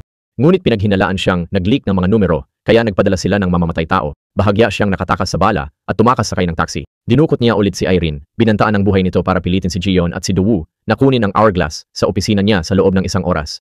Nang mabalitaan, kinuha ni Kimban ang baril at nagmadali sa kumpanya. Di alam na binabantayan siya. Nagpadala si Young Sil ng mga asasin para patayin siya. Pumasok siya sa opisina, nakatakas ang asasin. Nahanap niya ang hourglass. Binulsa ito para makatakas. Tumawag si Daewoo. Hinihimok siyang tumakas kaagad. Naging magulo ang sitwasyon. Hinarang ng mga asasin ang kanyang daraanan. Tumalon siya mula sa ikatlong palapag. Ligtas na nakalapag. Isang tunay na mahusay na ahente ng Korea. Gayunpaman, hindi siya makatakas. May mga itim na anino sa pasilyo. Nilabanan niya sila. Tinalo ang 5 sa loob ng ilang minuto. Nakarating sa basement, umalis sa sasakyan, nakita ni Young Sil at pinaghabol. Nagkaroon ng mabilis na habulan, pero di niya naunahan ang maraming sasakyan. Huminto siya, kalmadong lumabas ng kotse. Pagkatapos ng taguan, hinarap niya si Young Sil. "Welcome back po, Mr. Kimban. Pagod ka na ba sa takbuhan?" Nanunuya siya, "May trabaho akong gagawin." "Hintayin mo ko," sagot niya. Nakakita ng killer sa crowd. Pinahuli siya ni Young Sil, kaya tumalon sa ilog, nasugatan ng balikat. Samantala, nagising si Irene, takot na natagpo ang nakatali. Pinalma siya ng boss, nangakong pakakawalan pag nakuha ang gusto. Lumitaw si Jiyon sa likod niya. Natakot, itinaas ang kamay, umaatras. Sa pagkagulat, tinulak si Irene at tumakbo, pero sinugod ni Jiyon. Nailigtas si Irene, tinawagan ni Daewoo si Jiyon tungkol kay Kimban. Nakita nilang nakikipaglaban siya, binaril at tumalon sa ilog. Nagulat, nagutos si Young Sil ng search party. Nagmadali sina Jiyon at Irene sa ilog, lumabas ng kotse. Tiningnan sila ng boss umalis, kinuha susit kumawala. Walang alinlangan, tumalon si Irene. Parang sirena, mahusay siyang lumangoy kay Kimban. Iniuwi niya ito at tumawag ng pribadong doktor na nagkumpirma ng mababaw na sugat lamang. Kailangan niya ng pahinga at pagmamasid para maiwasan ang lagnat. Pagkaalis ng doktor, kinuha ni Irene ang hourglass sa mga bata na nagtanong tungkol kay Kimban at sumilip sa kwarto niya. Sinabi ni Irene na mamimili siya, binabalaan silang huwag magtatakbuhan. Ngunit pagsara ng pinto, pumunta sila sa kama niya, naglalaro ng doktor. Tiningnan ng batang lalaki ang pulso, ng babae ang tibok ng puso. Tingnan mo ang mga batang ito, maganda ang kinabukasan nila. Tumunog ang doorbell. Akala ay nanay nila. Sinabi ng ate sa kapatid na bantayan si Kimban habang sasagot siya. Pero hindi niya agad binuksan ito. "Sino po yan?" Magalang niyang tanong. "Nandyan ba ang mami mo, iha?" Sagot ng boses ng isang babae. "Huwag buksan ang pinto sa mga estranghero," turo ni Irene. Ang babae, nagpanggap na kaibigan ni Irene, sinubukang lokohin siya. "Konting bukas lang, anak." Bumalik si Irene, nakita ang 2 estranghero sa pinto, natakot. Nagkunwari siyang kalmado, tinanong si Young Sil kung ano ang gusto niya. Direktang tinanong ni Young Sil kung kilala niya si Kimban. Pinagpapawisan si Irene, pero hindi umamin. Binantaan siya ni Young Sil. "Magsinungaling ka, malalagay sa panganib ang buhay mo." Nagmaang-maangan si Irene, tinanong kung peke ba ang imbitasyon at bakit nagtatanong tungkol sa di niya kilala. Pinaalis niya si Young Sil. Pero lihim na tiningnan ni Young Sil ang door code. "Tatawag ako ng pulis kung hindi ka aalis." Sumigaw si Irene. Pinanood si Young Sil na pumasok sa elevator. Pagkasara ng pinto, bumagsak siya sa takot. Si Kimban sa loob, nakahinga ng maluwag nang marinig ang papalayong yapak. Binuksan ni Irene ang pinto. Nakita ang bugbog niyang mukha at halos mahimatay. Tinanong niya ang mga sugat nito, halos matawa sa pasapasang hitsura. Sinabi niyang magpahinga na siya. Nang gabing iyon, tinawagan ni Kimbon si Jiyon tungkol sa hourglass. Pero sabi niya, may USB port, pero walang laman. Nakita raw niya ang assassin nang harapin si Young Sil, baka may kaugnayan sa niyay. Pinasalamatan niya ito sa pagligtas ng kanyang buhay. Pero inilipat niya ang papuri kay Irene. Sa hapunan, muling nagpasalamat sa kanya. "Iniligtas mo ang buhay ko, may utang na loob ako sa'yo." Sagot niya, "Wala kang utang sa akin. Naalala mo nung nawala ako? O nung nagkasakit ang anak ko at dinala mo sa ospital? Nagtutulungan lang tayo." Ang bata ay napakamaalalahanin. Kumuha ng tubig at pagkain. Naantig siya. Dahil kay Irene at sa mga bata, hindi na siya nalulungkot. Tatayo na sana siya, pero pinigilan. "Hindi ka pa lubos na gumaling. Dito ka na lang." Ang kanyang misyon? Alagaan siya hanggang gumaling. Naantig siya, di alam kung tatawa o iiyak. Sabi niya, kaya niyang alagaan ang sarili. Hindi, sasama rin kami, sabi niya. Mga sundalo, kunin ang mga bag. Masayang tumakbo ang mga bata para mag-impake. Huwag kang mag-alala, sabi ni Irene. Hindi ka namin aabalahin. Sa apartment niya, naglalaro ang mga bata habang siya'y nagluluto. Ngumiti siya, parang panaginip lang. Kinabukasan, matamis na nagpaalam ang mga bata bago pumasok. Tanong ni Kimban sa kambal, pwede ko ba kayong halikan bago umalis?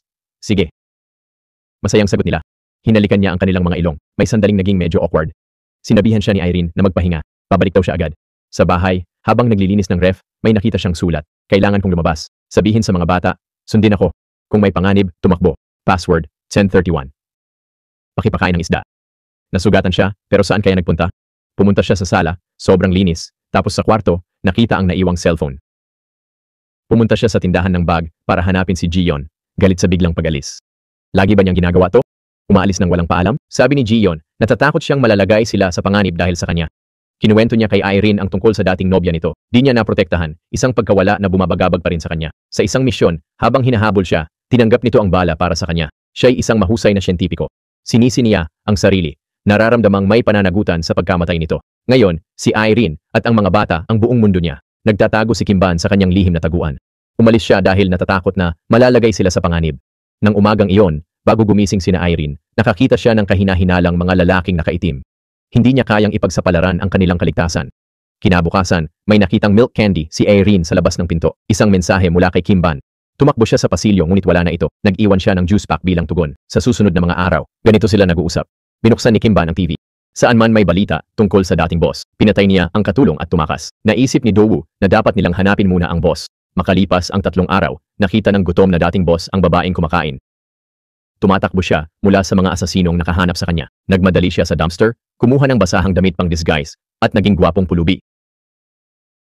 Nang gabing iyon, narinig ni Irene ang mga yapak sa likuran niya. Binilisan niya ang lakad pero sumunod pa rin ito. Tatakbo na sana siya nang hilahin siya nito sa madilim na eskinita. Handa na siyang sumigaw nang makita niyang ito pala ang dating boss. Sobrang pangit ng hitsura niya. Bago pa siya makapagsalita, lumuhod ito, nagmakaawa, sinabing pawn lang siya. Pumayag siyang dalhin ito sa tindahan ng handbag. Hinahanap siya ng team ni Gion, pero si Kimban lang ang tiwala niya. Pinakiusapan siyang tawagan si Kimban, pero nag-alinlangan siya. Binigyan niya ng sulat para kay Kimban, at naghanda matulog sa ilalim ng tulay. Tinawag siya ulit ni Irene, binigyan ng kaunting barya. Lubos siyang nagpasalamat. Nangako siya, babayaran kita. Nang gabing iyon, inilagay niya ang sulat sa milk delivery bag. Natanggap ni Kimban ang intel, nag-ayos ng pulong sa parke ng 10 p.m. Dumating ang dating boss, sabik na naghihintay kay Kimban. Tumawag siya kay Irene sa payphone. Tinanong kung gaano pa katagal bago dumating si Kimban. Takot na takot siya sa mga asasin at multo. Nanginginig ang kanyang mga tuhod. 3 minuto pa. Sabi niya, dagdag pa. Magpakalalaki ka. Nagmakaawa siyang, wag ibaba ang tawag. Makasama lang siya sa paghihintay. May nakitang papalapit na gwardiya, kaya mabilis niyang isinuot ang sombrero. Hindi niya namalayan na ito pala'y isang nakabalat kayong asasin. Bago pa siya makatakbo, nasaksak na siya. Dumating si Kimban. Nagmamadali sa tabi ng dating boss, na mahina ang hawak sa kamay. Tulungan mo ko, hingal niya. Huwag kang mag-alala, kahit mag-isa. Di kita pababayaang mamatay, sabi ni Kimban. Dinala sa ospital. Sabi ng doktor, maraming dugo ang nawala, pero di malubha ang mga sugat. Nagpa-transfusion na siya ng dugo. Nilinis ng doktor ang silid sa basement para maiwasan ang mga karagdagang kaguluhan.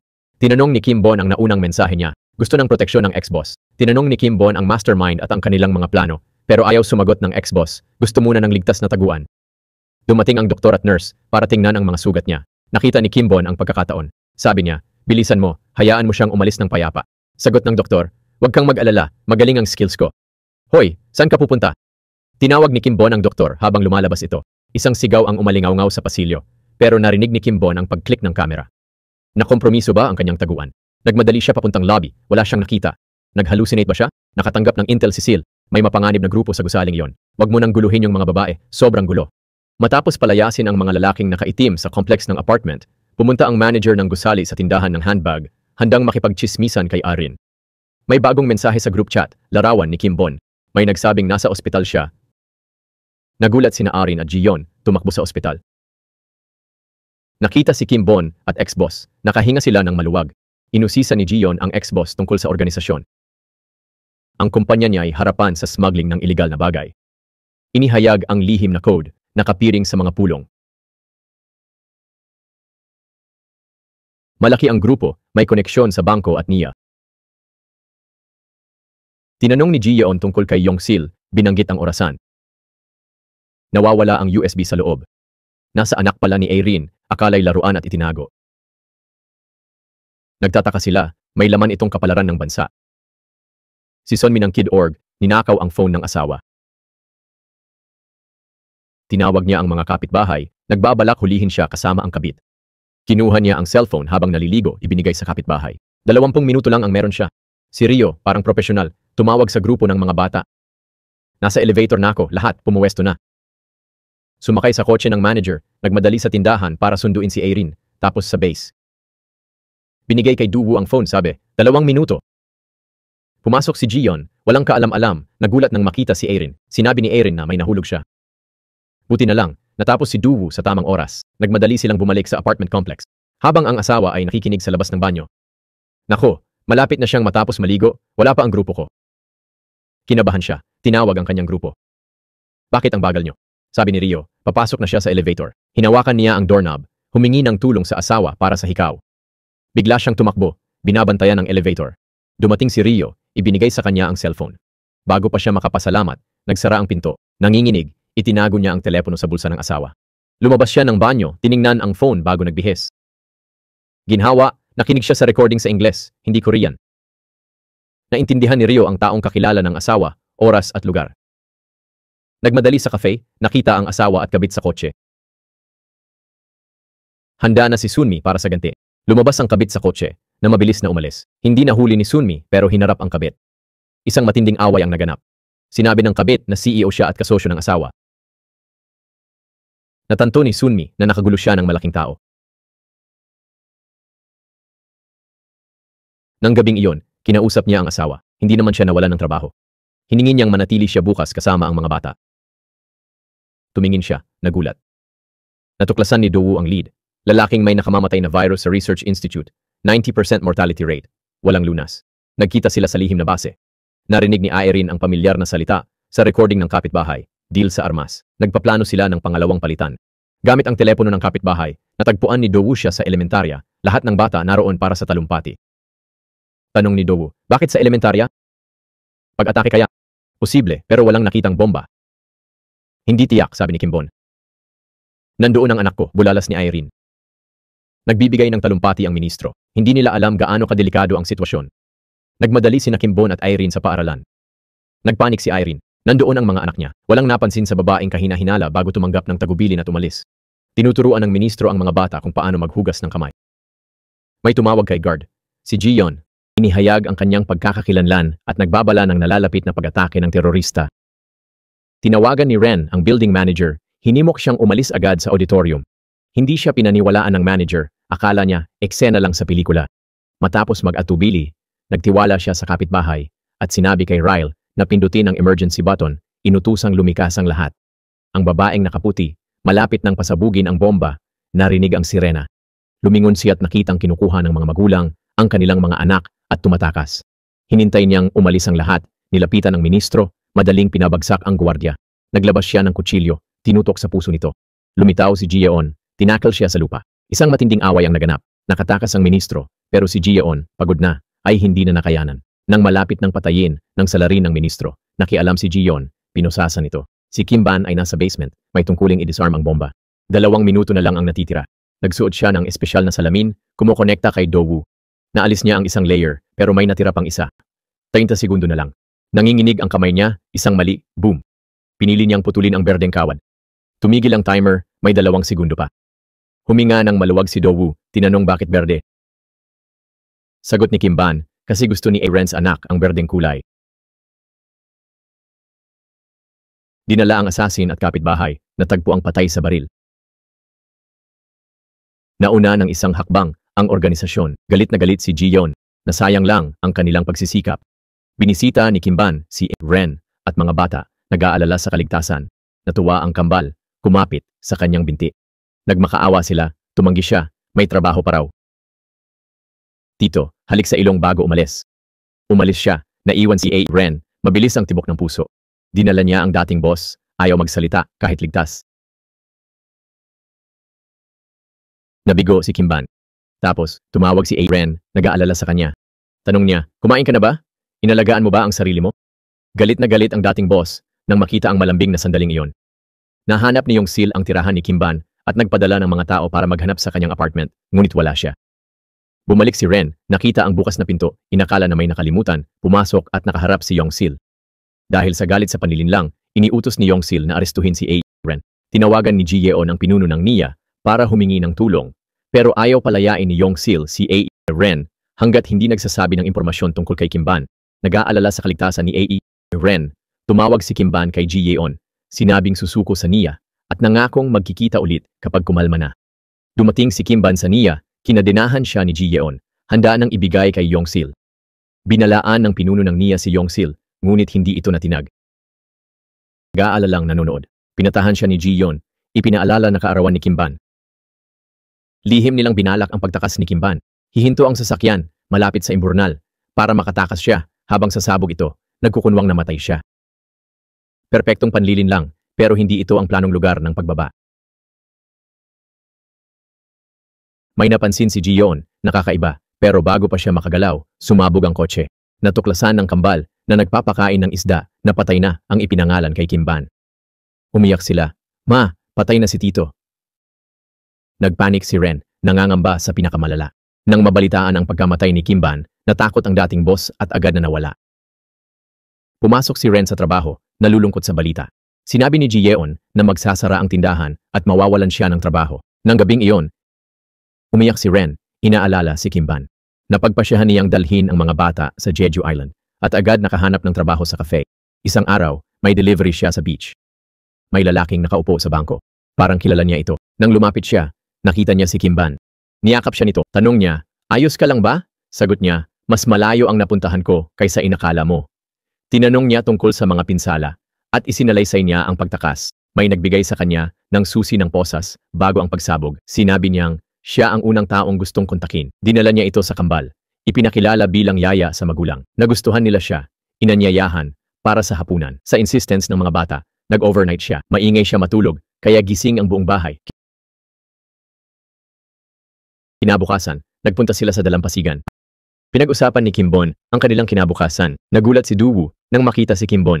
Umiiyak si Ji Yeon, tinatanong kung paano siya nakatakas. Gusto ni Kim Bon malaman kung sino ang nagligtas sa kanya. Lahat ay nababalot pa rin ng misteryo. Ang manager ng gusali, habang nagdadala ng tubig sa kwarto ng anak, nakakita ng USB sa ilalim ng kama. Nakakatakot ang laman ng video. Tinawagan niya si Irene para makipagkita, pero may assassin na nakinig at nakuha ang address niya. Papunta na si Irene, nagtataka bakit nasa manager ang USB. Naalala niya ang hourglass na gusto ng dating boss. Tinawagan niya ang anak para kumpirmahin. Naunawaan niya ang lahat, pati ang pagkamatay ng asawa. May natuklasan siyang hindi dapat. Kailangan niya ng mga sagot. Takot na pumunta ang manager para makipagkita kay Irene, pero binugbog siya ng assassin at ninakaw ang USB at wallet. Dumating si Irene, nagulat sa walang malay na manager at tumawag ng ambulansya. Okay ang manager, matigas lang ang leeg, galit sa pagnanakaw ng USB at wallet. Hinala ni Irene na di niya ito nakita habang tinutulungan siya sa ambulansya, tinanong ang nakita sa USB. Pinakita niya ang isang larawan. Siya ba ito? Sumagot siya, "Oo, siya yan." Hiniling ni Irene sa manager na itago ito kahit sa mga pinagkakatiwalaan.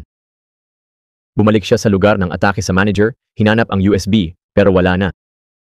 Hinala niya na USB ang target, hindi ang wallet. Seryosong bagay ito. Sa lihim na base, sinabi niya kay Ji Yeon ang lahat. Pagkamatay ng asawa niya, kasabay ng NSA head, parehong pumatay. Umiyak siya, nagtanong bakit itinago, sinabing pupunta sa pulis.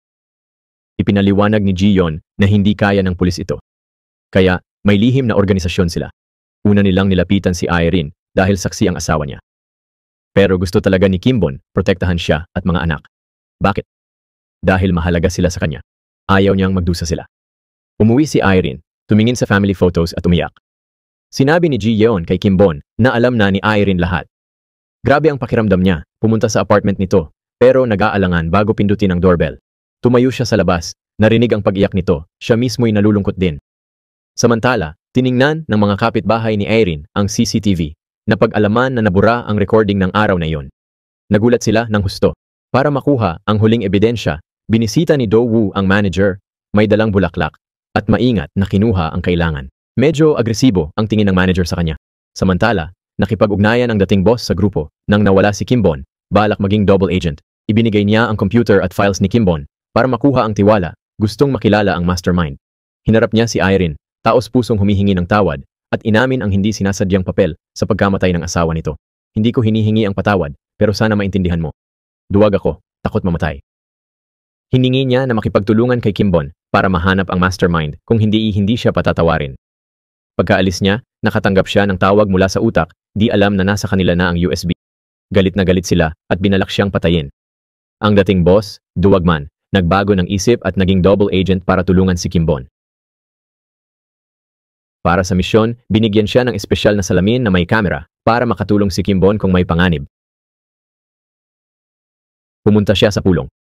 Nakita ang mukha ng utak sa kamera ng salamin. Si Chun Sang, kalihim ng Pangulo. Umupo ang dating boss, inihayag ang kinaroroonan ng mga bag. Ipinakita ni Chun Sang ang USB, tanong niya, blackmail ba to? Hindi natinag ang dating boss. Di kita patatawarin kahit lumuhod ka pa, sabi ni Chun Sang. Nagulat sa pagtutol, inihayag ng dating boss na may mga file pa siya. Kung mamatay siya, lalabas ang mga ito. Suminya si Chun Sang sa isang mamamatay tao. Pero may ibinunyag na lihim ang dating boss. May safety deposit box si Kimbon sa Switzerland at nasa kanya ang susi. Inutusan ni Chun Sang ang mga gwardiya na tumigil. Inalok ng dating boss ang susi kapalit ng trabaho. Matapos makilala si Chun Sang bilang utak, inimbestigahan siya ng grupo ni Kimbon. Nalaman na may mahahalagang dokumento sa bahay, ngunit ito'y striktong binabantayan, 24 oras, maraming kamera. Kailangan nila ng paraan para makapasok. May naisip silang plano. Ang bahay niya ay naghahanap ng kasambahay. Iminungkahi ni Ji Yeon na magpadala ng taong undercover. Pinag-aralan nila ang ugali ng kasambahay. Napansin ang misteryosong katangian at mahalagang tungkulin. Nilapitan ni Ji Yeon si Irene, hiniling sumali sa plano. Para maghiganti para sa asawa, pumayag si Irene, handang mag-apply. Sa usapan sa kapitbahay, nalaman na kakaiba at mapili ang kasambahay, ngunit mahina sa gwapong lalaki. Mahilig din siya sa kimchi. Magaling gumawa ng kimchi, si Irene. Mariing tinutulan ni Kimbon ang paglahok ni Irene, nag-aalala sa kanya. Iginiit ni Ji-yeon na gusto mismo ni Irene hulihin ang pumatay sa asawa. Nakita ni Kimbon si Irene na bumibili ng sangkap para sa kimchi. Binigyan siya ng regalo mula sa mga bata, binabati ng happy birthday. Naantig siya, tinanong kung may iba pang regalo ang babae. Nabanggit niya ang pagluluto, ngunit itinapon, nakadisappoint sa kanya. Tinanong tungkol sa bagong trabaho, pero umiwas siya sa usapan. Nagsinungaling na magiging chef sa restaurant ng kapatid sa Busan. Kinabukasan, pumunta si Irene sa bahay ni Chun Sing para sa interview. Sumunod si Ji Yeon, nagbabala sa kanya na mag-ingat. May 3 kandidato roon, lahat ay mga referral. Tinanong sila ng kasambahay, hiniling kay Irene, itali ang buhok. Mabilis na itinago ni Irene ang kanyang earpiece. Nagkamali ang unang kandidato at agad na tinanggal. Mahusay na natukoy ni Irene ang mga sangkap sa taste test. Siya lang ang nakapasa sa pagsubok. Binigyan niya ng garapon ng kimchi ang kasambahay, nakuha ang loob. Binalaan siya ng kasambahay na nag-activate ang security system pagkalubog ng araw. Hinanap ni Irene si Ji-yeon, ngunit may lumitaw na anino. Nang makaramdam ng panganib, tumakbo siya. Sa eskinita, tatawag na sana siya kay Ji-yeon nang may itinututok na baril sa ulo niya. Nagmakaawa siya para sa kanyang buhay. Si Kimbon pala iyon, may hawak na laruang baril, labis siyang natakot. Tinanong niya kung ito ang trabaho niya, gusto niyang maintindihan nito ang panganib ng espiya.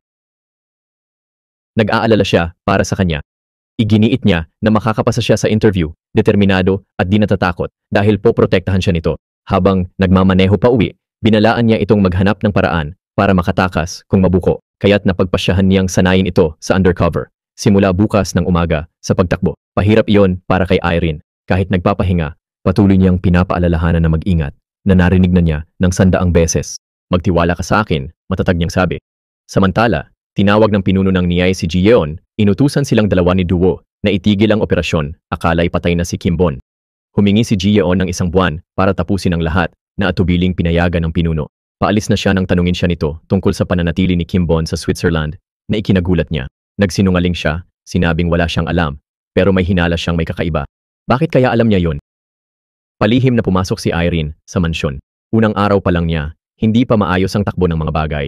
Inilagay siya ng kasambahay sa kusina. Binalaan siyang huwag umalis doon. Binigyan niya si Irene ng bungkos ng bawang para balatan.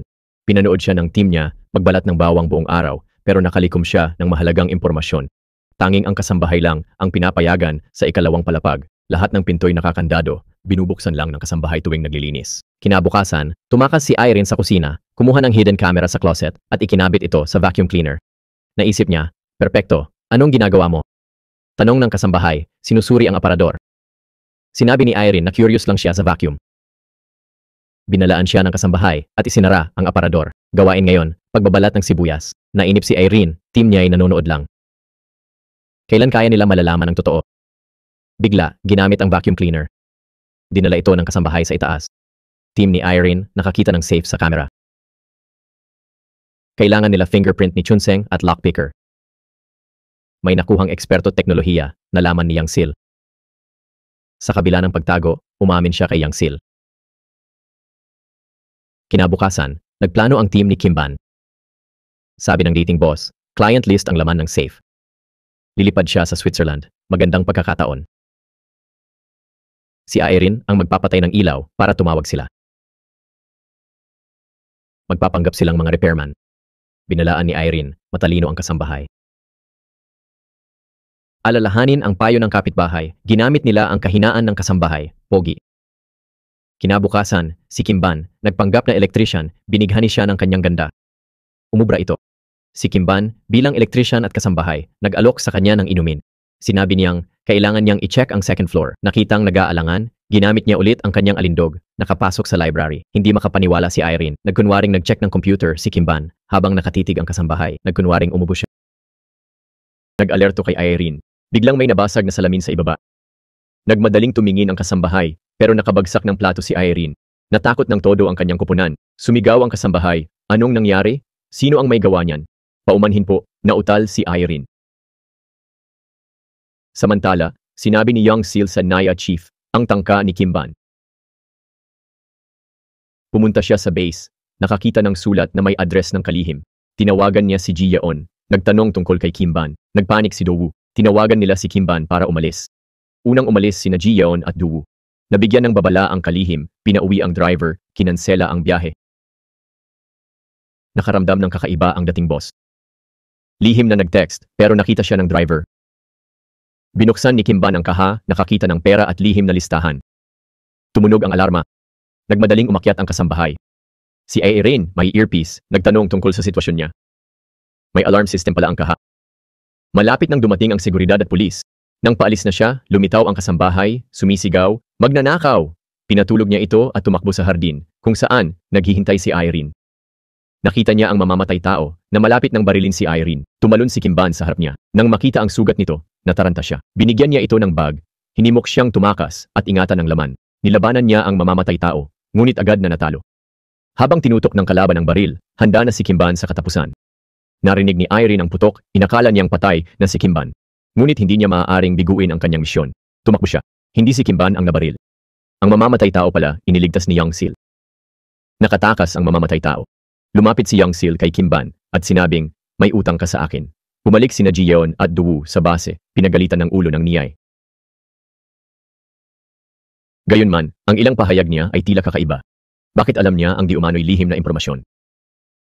Nabalitaan niyang nasugatan si Kimban, kaya nagmadali sila sa ospital. Mali ang hinala ni Ji Yeon kay Yang Sil, nalaman na nailigtas niya si Kimban. Hinala niya na binalaan ng ulo ng Niyay si Yang Sil. Sinabi niya kay Irene ang tungkol sa pinsala ni Kimban. Napanatag si Irene na buhay pa siya. Sinabihan siya ni Ji Yeon na manatili sa bahay at huwag tumawag. Pero gusto ni Irene na tiyakin na ayos lang siya. Nagpanggap siyang nurse para bisitahin siya, binigay ang mga file. Natuwa ng husto si Ji Yeon, natapos nila ang kanilang misyon. Tumawag ang Niyay, hinihiling kay Ji Yeon ang mga file ni Kimban. Pumayag si Ji Yeon, pero may hinala na may mali. Pagkaalis ni Irene, dumating si Yang Sil. Inilabas niya ang mga naya, pekeng ebidensya mula 30 taon ang nakalipas. Ang deportation ay nagpakita na sabay umalis ang Niyay head at ex-boss. Napagtanto ni Kimban na korap ang ulo. Tinawagan ni Yang Sil ang nagligtas kay Kimban. Inihayag nila na ang ulo ng Niyae ang nagplano ng pagsabog. Ang aksidente 3 taon ang nakalipas ay isang setup ng kasalukuyang pinuno. Pumunta si Ji Yeon sa opisina ng pinuno ng Niyae. Pinuri niya ito, tapos hiningi ang mga file, gustong malaman ang nakita sa bahay ng kalihim. Tumigil si Ji Yeon, tinanong ang relasyon niya sa kalihim. Nagsinungaling siya, di raw kilala, pero hindi naniwala si Ji Yeon. Nagkunwaring nakalimutan ng files, sinabing kukunin na lang. Sa labas, nag-aalala si Ji Yeon, inaalala ang mga pangyayari. Hindi siya makapaniwala na traidor ang kanyang superior. Inutusan ng Niyay na patayin si Ji Yeon. Tinawagan niya si Kimban pero inatake siya. May kumuha ng kanyang bag. Napagtanto ni Kimban na may problema si Ji Yeon. Binigay niya kay Young Sil ang mahahalagang dokumento para sa katarungan. Binalak niyang harapin ang pinuno ng Niay. Binigay ni Young Sil ang card para ma-unlock ang mga file. Walang nakita sa bag, tumawag sa kalihim, binubura ang data. Dumating si Kimban, humihingi ng mga sagot. Hinarap niya ito tungkol sa pagpatay sa dating kasintahan at pagkamatay ni Ji Yeon. Malamig na sinabi ng pinuno ng Niay na kailangang lipulin ang kanilang organisasyon. Alam niyang hindi siya papatayin ni Kimban dahil nakatutok sa kanya ang baril nito. Dumating si Young Sil, hinihimok si Kimban na kumalma. Tumakas na ang kalihim. Kailangan nila ang patotoo ng pinuno ng Niay. Sumuko si Kimban. Maya-maya, nagdalamhati si Kimban sa bag ni Ji Yeon. Nararamdamang may sala sa pagkamatay nito.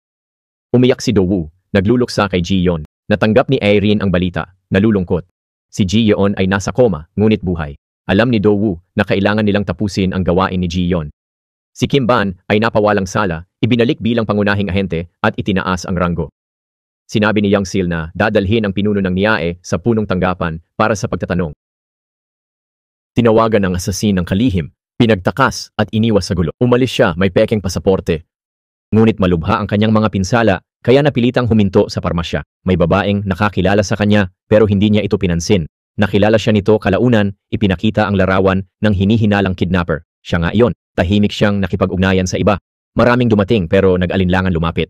Habang aabutan niya ang baril, dumating ang dalawang pulis. Siya'y inaresto. Iniulat ng manager ang pagdukot sa pulis, ngunit walang ebidensya. Sinuri ng pulis ang pagkakakilanlan, ngunit natagpo ang nawala na siya. Kinabukasan, kinuha ang ulo ni Nia para tanungin. Samantala, siniyasat ni Do Woo at Kimban ang kotse, nakilala ang driver. Siya rin pala ang naghahatid sa ulo ni Nia. Tinawagan ni Kimban ang seal ni Mayor Young, pero huli na. Wala na ang sasakyan.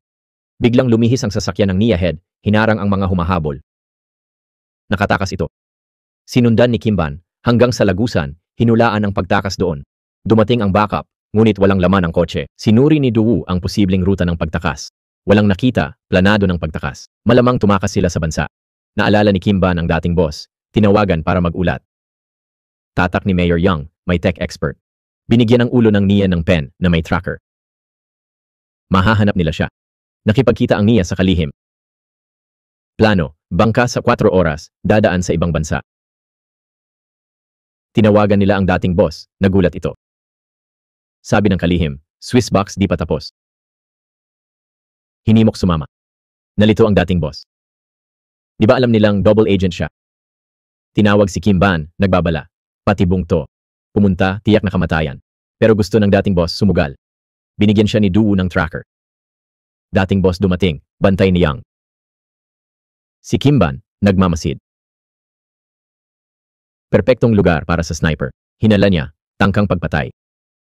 Sa earpiece, binalaan, patibong to. Nang tumunog ang putok, bumagsak ang dating boss. Tumakbo si Kimban sa kanya, protektado ng pulis.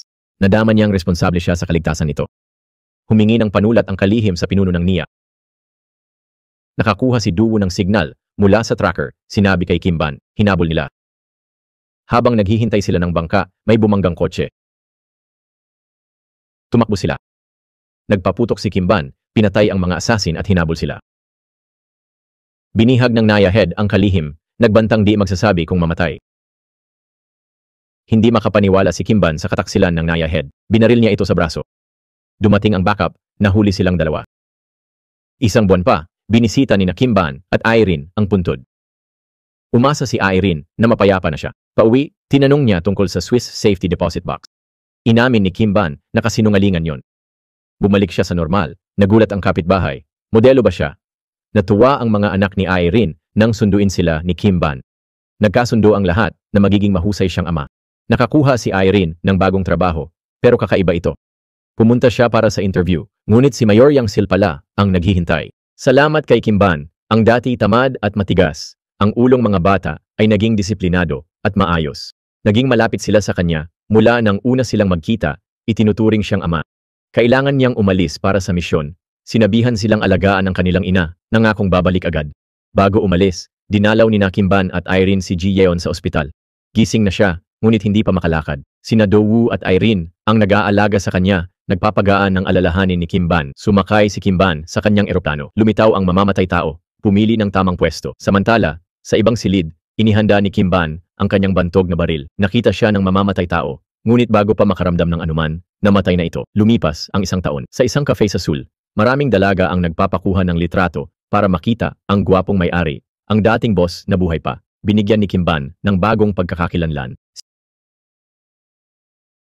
Si Mayor Yang Sil ang naging pinuno ng NIA at nire-recruit si Irene na nagningning sa bagong trabaho. Isang araw, habang nakikipagkwentuhan sa mga kapitbahay, dumating ang alkalde. Kilala lang nila siya bilang may-ari ng tindahan ng bag. Nang umalis ang mga kapitbahay, binigyan niya si Irene ng bagong misyon. Pumunta sa cafe, kumuha ng pakete, magpalit, kunin ang maleta sa locker ng subway at pumunta sa isang lugar. Habang tumitingin-tingin, naalala niya ang pangako kay Kim Ban. Lumingon siya at nakita siyang nakatayo roon. Tumulo ang kanyang mga luha. Sabi niya, "Hindi mo ako nakalimutan, no?" Naantig siya. "Namiss kita." Binuksan nila ang maleta. Laman nito ang susunod nilang misyon. Magpanggap na mag-asawa. May kasamang pares ng singsing. Mukhang matagal na assignment ito. Ang My Secret Terrace, kilala rin bilang Terrace Behind Me, ay isang South Korean television series na ipinalabas noong 2018. Ang kwento ay umiikot kay Kim Bon, So Ji-sub, isang dating ahente ng National Intelligence Service na nagretiro matapos ang isang nabigong operasyon na nagresulta sa pagkamatay ng kanyang partner. Sa kanyang pagre-retiro, nakilala niya si Go Erin Jung-in-sun, isang single mother na nawala ng asawa sa isang misteryosong paraan. Magkasama nilang sinubukang alamin ang mga lihim sa likod ng pagkamatay ng asawa ni Erin at ang koneksyon nito sa isang malaking konspirasyon. Sa huling mga episode ng serye, naharap si Kim Bon at ang kanyang mga kasama sa matinding laban-laban kina Director Shim at Yoon Chun-sang, mga pangunahing tauhan sa konspirasyon. Sa isang matinding engkwentro sa Incheon Harbor, nahuli nila sina Director Shim at Yoon Chun-sang na nagbigay daan sa kanilang pagkakabilanggo at ang pagwawakas ng kanilang mga masasamang plano. Isang buwan pagkatapos ng mga pangyayaring iyon, ipinagpatuloy ni Kim Bon ang kanyang buhay kasama si Go Erin at ang kanyang mga anak na nagpapakita ng isang masayang pagtatapos sa kabila ng mga pagsubok na kanilang hinarap.